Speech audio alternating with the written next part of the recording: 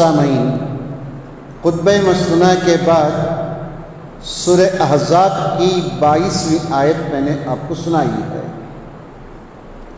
مکے کا وہ دور یاد کریں جس میں اللہ کے نبی صلی اللہ علیہ وسلم اپنی دعوت و تبلیغ کا کام زور و شور سے پھیلا رہے ہیں۔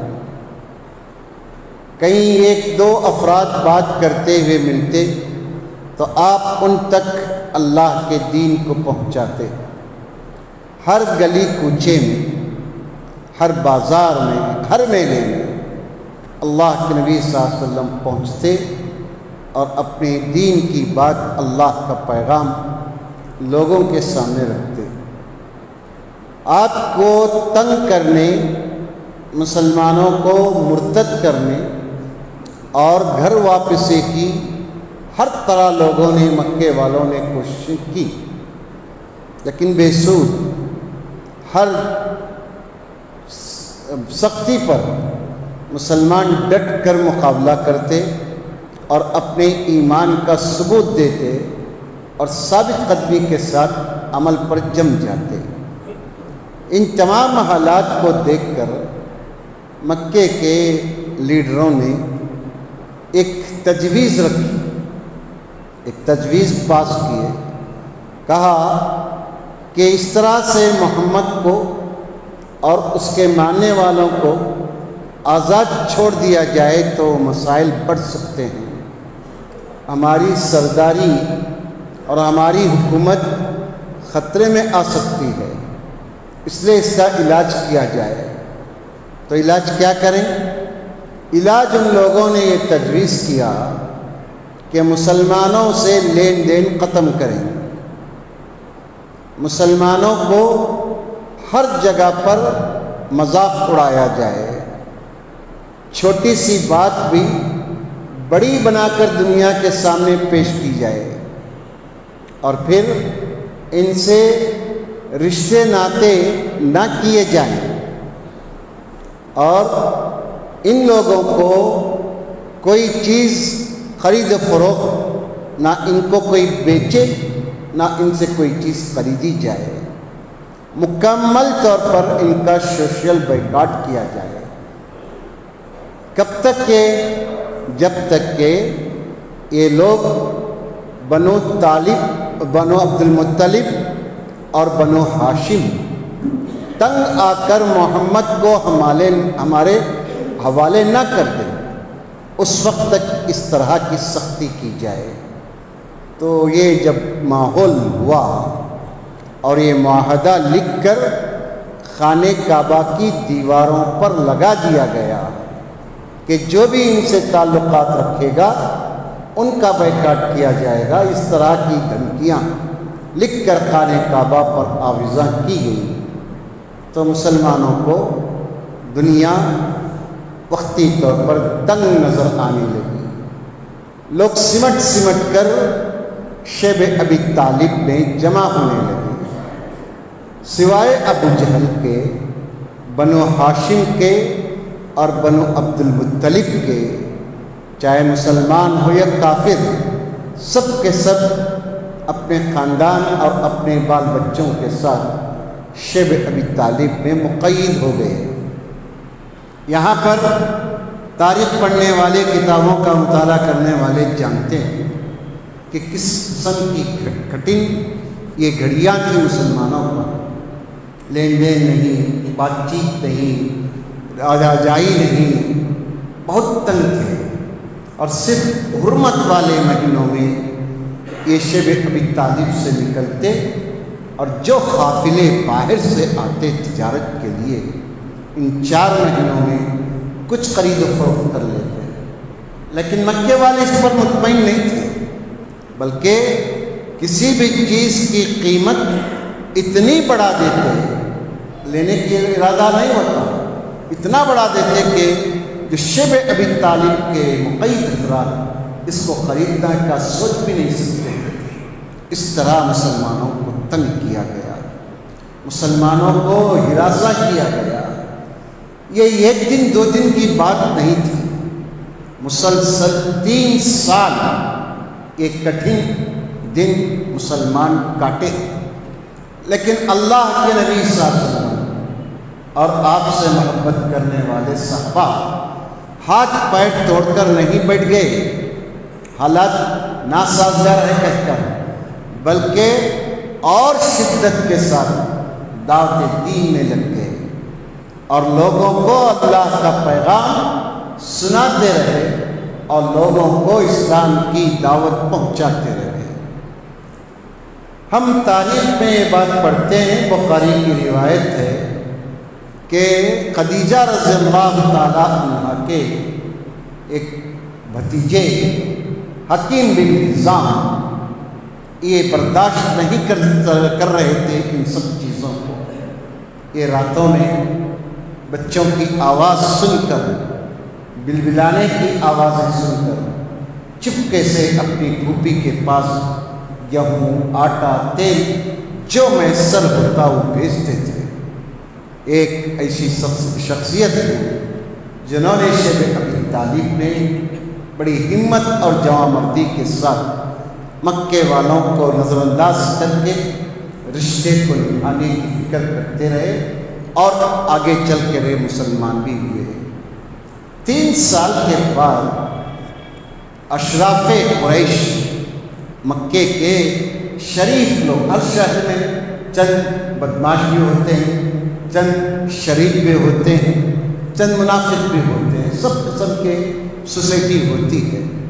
شرفاء مکہ حیجن نامی ایک مقام پر ایک چوک پر جمع ہوئے، اب بھی وہ چوک ہے، حیجن کے نام سے ہی وہ چوک مکے میں ہے۔ وہاں پر جمع ہو کر لوگوں نے میٹنگ کی، کہا کہ اس طرح ہم لوگ اپنے رشتہ داروں کو، اپنے افراد کو کیسے ایسے چھوڑ سکتے ہیں، جبکہ ہم لوگ کھاتے پیتے ہیں، پہنتے اوڑھتے ہیں، کاروبار ہم کر رہے ہیں، ہمارے اپنے افراد، اپنے خاندان کے لوگ جن سے ہماری رشتہ داریاں ہیں، کیوں کر اس طرح سے ہو سکتا ہے؟ تو 5 افراد اس میں تیار ہوئے۔ ایک تھے ہشام بن عمر، یہ اللہ کے نبی صلی اللہ علیہ وسلم کے پھوپھی زاد بھائی عاتکہ کے بیٹے تھے۔ مطعم بن عدی تھے، ابو البختری تھے، زمعہ تھے۔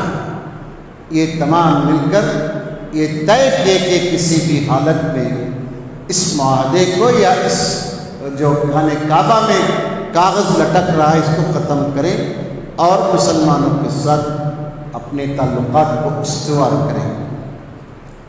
پلان کے مطابق صبح کی نماز کے بعد، پہلے بھی صبح کی نماز پڑھی جاتی تھی اپنے طور پر، تو نماز کے بعد لوگ مجلس میں بیٹھے قہوہ وغیرہ پیتے ہیں، اب بھی پرانے زمانے سے چلا آ رہا ہے، پی رہے تھے۔ یہ پہنچے زہیر اپنے طور پر بہترین لباس پہن کر، سردار تھے، اچھے سے اچھے خوشبو لگائے، خانہ کعبہ کا طواف کیے، پھر اس کے بعد سب سے مخاطب ہو کر کہا، لوگوں میں اس بات پر بہت دکھی ہوں، بہت سخت مجھے رنج ہے کہ ہم یہاں پر مزے کر رہے ہیں، کھا پی رہے ہیں، ہمارے خاندان کے لوگ بھوک سے بچے بلبلاتے ہیں، ہم اچھا عمدہ لباس پہن رہے ہیں، ہمارے بچوں کو، ہمارے خاندان کے بچوں کو لباس نہیں ہے، ہم کاروبار کر رہے ہیں، ہمارے لوگ سب سے محروم ہیں۔ یہ انصاف اور انسانیت کے خلاف ہے، لہذا میں اس معاہدے کو ختم کرنا چاہتا ہوں۔ ابو جہل کب خاموش رہنے والا تھا؟ اس نے کہا کہ نہیں، یہ تم جو کہہ رہے ہو جھوٹ ہے، ہم نے ایسا نہیں کیا، بلکہ ان کی حرکتوں سے مجبور ہو کر ہم نے کام کیا۔ تو 1 سے 2، 2 سے 3، 3، 4 افراد ابو جہل پر جرح کیے اور سب نے یہ طے کیا کہ اس معاہدے کو ختم کرنا ہی کرنا ہے۔ ابو طالب وادی سے نکل کر پہنچے تھے، ان کو اطلاع تھی کہ آج اس معاہدے کے بارے میں بحث ہونے والی ہے۔ خاموشی سے کونے میں بیٹھے ہوئے تھے۔ وہ دور بھی کیسا دور تھا، کوئی بھی میٹنگ قریش کی ابو طالب کے بغیر ناممکن تھی، لیکن آج بے چارگی کے ساتھ بیٹھے ہوئے ہیں۔ ابو طالب نے کہا دیکھو تم معاہدہ اس کو رکھو چھوڑو، لیکن میں ایک بات آپ لوگوں کو سنانے یہاں پہنچا ہوں۔ کہا کیا بات ہے؟ میرے بھتیجے نے مجھ سے یہ کہا ہے کہ چچا جان وہ جو معاہدہ لٹک رہا ہے اس کو دماغ چاٹ گئی ہے، ختم ہو گئی ہے وہ چیز، آپ جا کر دیکھ سکتے ہو۔ اور میں دیکھنے اور آپ لوگوں کو اطلاع دینے آیا ہوں۔ سب نے کہا کیا واقعی اسی بات ہے؟ کہا ہاں، جا کر چیک کیا وہی زہر نے۔ تو کہا کہ سوائے اللہ کے نام کے، جیسے محمد نے کہا اللہ کے نام کے سارے حروف دماغ چاٹ گئی ہے۔ معاہدہ اس طرح سے ختم ہوا۔ پھر مسلمان باہر نکل آئے، پھر دعوت و تبلیغ میں اس طرح جٹ گئے کہ اسی لیے وہ جی رہے تھے کہ اللہ کے دین کا پیغام نہ صرف مکے میں بلکہ ہر انسان تک، ایک ایک فرد تک ایک دعوت کا کام پہنچے، جب جا کر یہ اسلام یہاں تک پہنچا۔ اس لیے کہا جاتا ہے ہر سختی کے بعد آسانی آنی ان مع العسر یسرا۔ ہر تنگی، ہر سختی کے بعد اللہ تعالیٰ فراخی ضرور لاتا ہے۔ اب یہ جنوری کا مہینہ جس سے ہم گزر رہے ہیں، ہم دیکھ رہے ہیں ہمارے اس پیارے ملک میں ایسے واقعات ہو رہے ہیں جس وجہ سے مسلمان جو شعور والے، جن کی نظریں مستقبل پر ہیں، وہ لوگ پریشان ہیں کہ آخر اس پیارے ملک میں کیا ہو رہا ہے۔ 22 جنوری کو ظلماً آدھی ساری مندر بنا کر اس کو افتتاح کر دیا گیا۔ وہ قانوناً، جبکہ سپریم کورٹ نے یہ کہا تھا کہ بابری مسجد کسی مندر کو ڈھا کر نہیں بنائی گئی ہے بلکہ ایک مستقل عمارت ہے، اس میں کوئی مندر کے کوئی نشانات نہیں ملے تھے۔ اس وقت کا جج بکا ہوا جج، اس نے یہ فیصلہ کیا آستھا کی نام پر، عقیدت کی نام پر ہم اس جگہ کو ہندوؤں کے حوالے کرتے ہیں۔ یہ جج اپنے طور پر اپنے عہدے کے لیے، دنیا دیکھ رہی ہے کہ اس کے بعد اس کو راجیہ سبھا کا ممبر بنایا گیا، وہ کتنے عیش و آرام سے جی رہا ہے۔ یہ دنیا ہے، یہ ہوتا رہے گا۔ مسلمانوں کا ڈر، ان کا خوف، مسلمان کتنا بھی بگڑا ہوا ہو لیکن کلمے کی بنیاد پر اس کو پیٹا جاتا ہے۔ ہم یہ دیکھ رہے ہیں کہ دنیا میں ہمیشہ مسلمانوں کے خلاف سازشیں رچی جاتی ہیں، رچی جائیں گی۔ حق بات کوئی قبول کرنے کے لیے تیار نہیں ہے۔ ہاں، آپ کی زبان میں بولوں تو آپ کہیں گے کہ عبد المالک حق پر ہے۔ آپ کی زبان کے خلاف میں راست بات، صحیح بات کہوں گا تو آپ کہیں گے کہ عبد المالک راستے سے بھٹک گیا ہے، وہ کیا ہے، فلاں عقیدے کا ہے، فلاں عقیدے کا ہے، مسلمانوں میں خود ہے۔ ابھی آپ دیکھ رہے ہیں ایک 2 دن سے ایک ویڈیو وائرل ہو رہی ہے کہ ہم RSS کو الزام دیتے ہیں، ماپ لنچنگ کرتے ہیں، یہ کرتے ہیں، وہ کرتے ہیں۔ ہم دیکھ رہے ہیں کہ بریلوی حضرات جو کلمہ گو ہیں، ایک کلمہ گو بھائی کو پکڑ کر مار رہے ہیں، پیٹ رہے ہیں، کہہ رہے ہیں کہ تم دیوبندیوں کو گالی دو، تم دیوبندیوں کو گالی دو، تم اہل حدیثوں کو گالی دو، جب تک تم یہ نہیں کرو گے تمہاری جان بخشی نہیں جائے گی۔ یہ کیا ہے؟ یہ اسلام ہے؟ اسی کے لیے مسلمان بنے ہم، اپنے مسلک کو پھیلانے کے لیے، اپنی چیزوں کو پھیلانے کے لیے۔ تاریخ پڑھو جاہلو، تاریخ پڑھو، تاریخ پڑھ کر دیکھو اسلام کسے کہتے ہیں۔ اللہ کے بندو، ہمارے اس ملک میں 2-4 دن پہلے اتراکھنڈ میں ایک بل پیش ہوئی UCC، کیا ہے؟ اس میں لوگوں نے ووٹ دیا، ووٹنگ پاس ہوئی، بل اسمبلی میں پاس ہو کر گورنر کے پاس چلی گئی۔ گورنر نے بھی غالباً آج دستخط کر دیے۔ یہ آج سے یا مستقبل قریب میں یہ مہینہ ختم ہوتے ہوتے یہ بل نافذ کر دی جائے گی۔ کامن سول کوڈ سب کے لیے ایک قانون اس ملک میں متعارف ہو رہا ہے، اور یہ کوئی بعید بات نہیں ہے۔ جہاں جہاں کمل کھلا ہوا ہے وہاں پر یہ کامن سول کوڈ نافذ کیا جائے گا۔ اب آپ دیکھیں گے اس میں جو فہرست ہے اس میں آپ کو ظاہری طور پر کوئی ایسی بات نظر نہیں آئے گی جو اسلام کے خلاف ہو۔ 1-2 باتیں ہیں اس میں، کیا ہے؟ 4 شادیوں کی اجازت نہیں ہوگی، پھر اس کے بعد ایک شق ہے اس میں کہ عورت کے ہوتے ہوئے اس کو دوسری شادی کرنے کی اجازت نہیں ہے۔ ایک شق یہ ہے کہ لڑکیوں کو لڑکوں کو میراث میں برابر کا حصہ دیا جائے گا، اس میں کوئی تمیز نہیں کی جائے گی۔ عام مسلمانوں کو یہ سب چیزیں بہت اچھی دکھتی ہیں۔ کیا بھائی اس میں کیا ہے؟ اچھا اتنا ہے، کیا کرے وہ لوگ؟ اللہ کے بندو، یہ میٹھا میٹھا لالی پاپ آپ کو دیا جا رہا ہے۔ اس کے پیچھے جو سازشیں ہیں، اس کے پیچھے اسلام پر جو سین لگائیں گے، اس سے آپ اور ہم غافل نہیں۔ لوگ سر پیٹ رہے ہیں۔ اس بابری مسجد کے فیصلے کو جو ہم نے قبول کیا، اس کا نتیجہ آج ہم بھگت رہے ہیں اور سخت بھگتیں گے۔ اس وقت ہم پروٹیسٹ کرتے اس فیصلے کے خلاف، تو آج کیا ہو 600-700 سال کی مسجد دلی میں شہید نہیں ہوتی، مدرسے مکاتب بلڈوزر کے زد میں نہیں آتے۔ آج بھارت کا ماحول ایسا ہو گیا ہے، آپ کسی بھی مسجد پر دعویٰ کر دیں ہمارا بھگوان تھا، یہاں پیدا ہوا تھا، یہاں مرا تھا، یہاں شادی کیا تھا، اس لیے آستھا کے نام پر فیصلے ہو رہے ہیں۔ تو سوچ کر دیکھیے اس ملک کا مستقبل کیا ہوگا، اس ملک کا مستقبل کیا ہوگا۔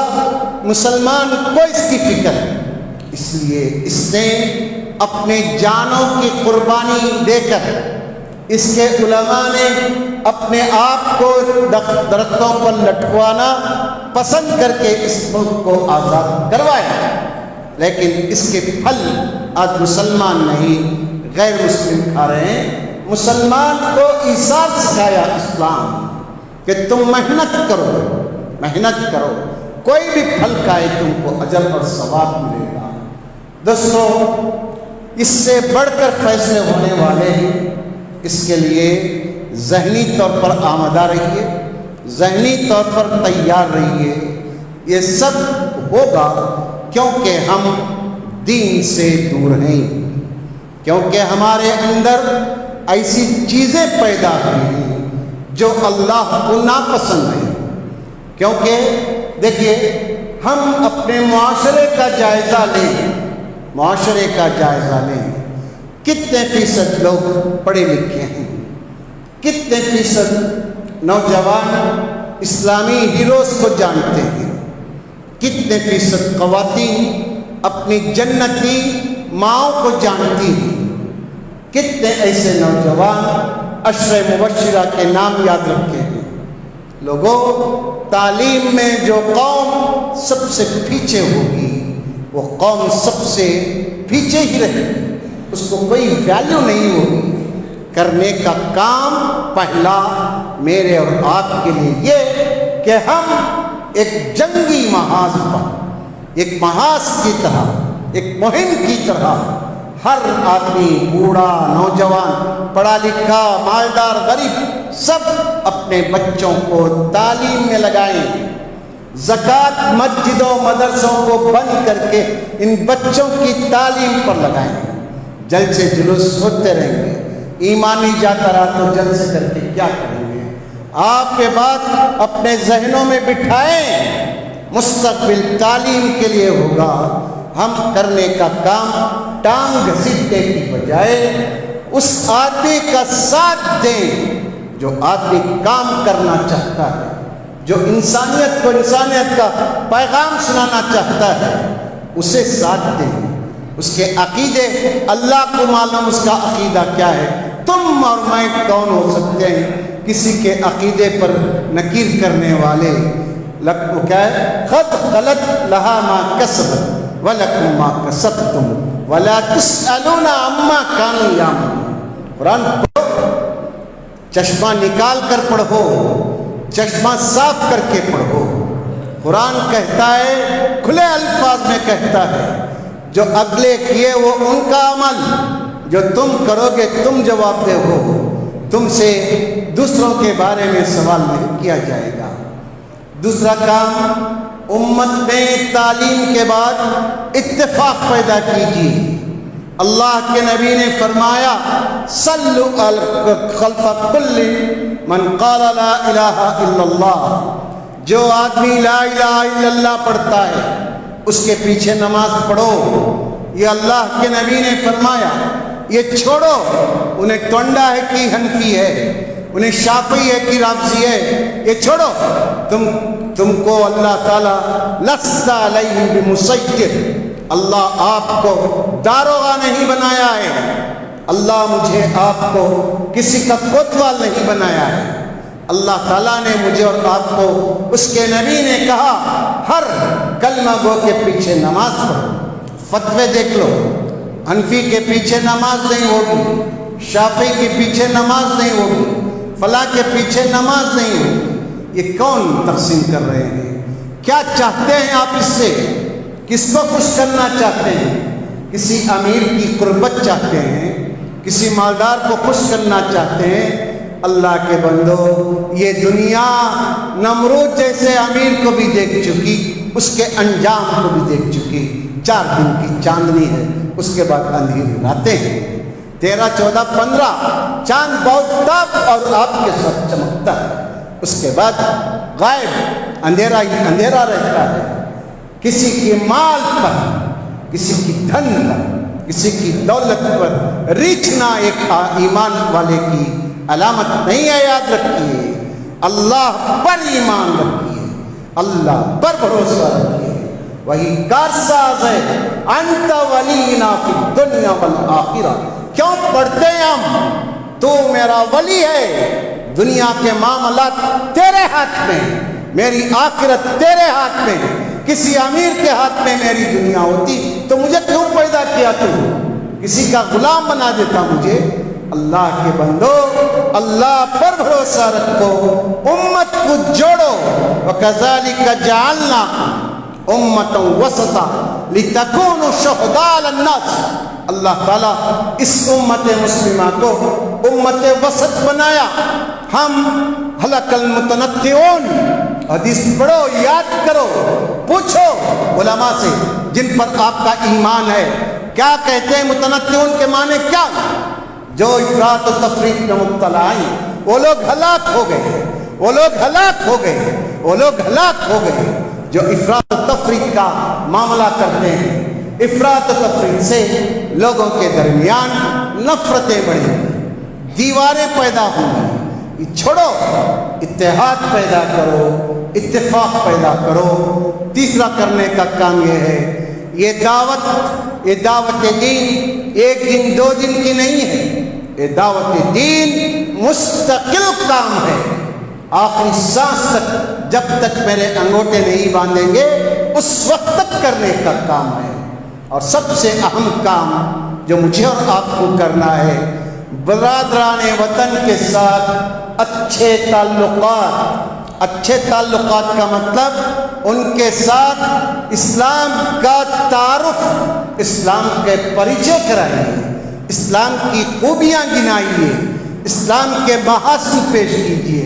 اسلام جانوروں کے بارے میں کیا تعلیم دیا، پرندوں کے بارے میں کیا تعلیم دیا، اللہ تعالیٰ نے، اسلام نے، اللہ نے انسانوں کے بارے میں کیا تعلیم دیا، یہ کرنے کے کام ہیں دوستو، یہ کام کیجیے۔ آپ کو، مجھے اللہ تعالیٰ دنیا کے لیے پیدا کیا ہے مفید کام کرنے کے لیے، تاکہ ہم اپنی آخرت کو سنوار سکیں۔ یہ چند کام ہیں کرنے کے، اگر ہم اپنے پلوں میں ان کاموں کو باندھ کر اٹھ کر اللہ پر بھروسہ کرتے ہوئے یہ آیت پڑھیں گے۔ وَلَمَّا رَأَى الْمُؤْمِنُونَ الْأَحْزَابَ، جب مومنوں نے دیکھا کہ لوگ ان کے خلاف کھڑے ہوئے ہیں تو کیا کہا مومنوں نے؟ کہا کہ یہ اللہ تعالیٰ کا وعدہ ہے جو اس نے ہم سے کیا، اس کے رسول کا وعدہ ہے، اور کہا اللہ نے سچ کہا، اس کے رسول نے سچ کہا تھے ہم سے، اور لوگوں کی اختلاف، لوگ ہمارے خلاف جو کھڑے ہیں وہ دیکھ کر ان کا ایمان زیادہ ہوا، ان کی ثابت قدمی میں اضافہ ہوا۔ حالات ایسے آتے رہتے ہیں، جاتے رہتے ہیں، اسلام اس سے سخت حالات کو جھیل چکا ہے۔ اس ملک میں بھی ایسی سب چیزیں ہوئی ہیں۔ 1857 کو یاد کیجئے، حیدرآباد کا غدر یاد کیجئے، بھارت کا پارٹیشن یاد کر کر دیکھیے، ان سب چیزوں کو ہم جھیل چکے ہیں۔ آنے والے ایام کو اگر اچھے کرنے ہیں، پہلا علم، دوسرا نفرتوں کو ختم کرو، ایک ہو جاؤ مسلمان، ایک ہو جائیں تو طاقت بنے گی۔ پھر اس کے بعد مجھے اور آپ کو جو کام کرنا ہے، دعوت کا کام، اور خاموشی سے 2024 کا الیکشن جیتنا ہے۔ 2024 کا الیکشن ہمارے آپ کے مستقبل کو اس ملک میں طے کرنے جا رہا ہے، کیونکہ گزشتہ خطبے میں بتایا تھا 2014 سے جو وعدے وہ کر رہا ہے اس کو 1 بائی 1 پورا کرتے جا رہا ہے۔ 2024 کے لیے بابری مسجد کو مندر بنا، پھر اس کے بعد اتراکھنڈ میں UCC آیا، اور 2-4 چیزیں ہیں وہ اس سے پہلے ہونے والی ہیں۔ یہ سب چیزیں دیوار کی یہ تحریریں ہیں، اچھی طرح آنکھ کھول کر پڑھ لیں، دل و دماغ میں بٹھائیں۔ نعرے بازی سے کچھ ہونے کا نہیں ہے۔ ہم جذبات میں آ کر سوشل میڈیا میں بھڑک جاتے ہیں، جوابات دیتے ہیں۔ بھڑکنے کا، جواب دینے کا دور نہیں ہے۔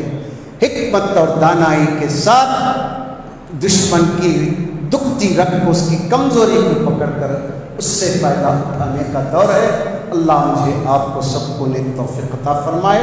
اللہ تعالیٰ مجھے آپ کو دین کی صحیح سمجھ، صحیح فکر، صحیح سوچ عطا کرے، اور اللہ تعالیٰ ہمارے عمروں میں، زبانوں میں خیر و برکت عطا فرمائے۔ اللہ بیماروں کو شفا عطا فرما، مرحومین کی بخشش فرما، جب تک دنیا میں عزت اور آبرو سے رکھ، جب موت دے تو کلمہ طیبہ پر ہم کو اپنے پاس بلا۔ آمین۔ اقول قولی ھذا استغفر اللہ لی ولکم ولسائر المسلمین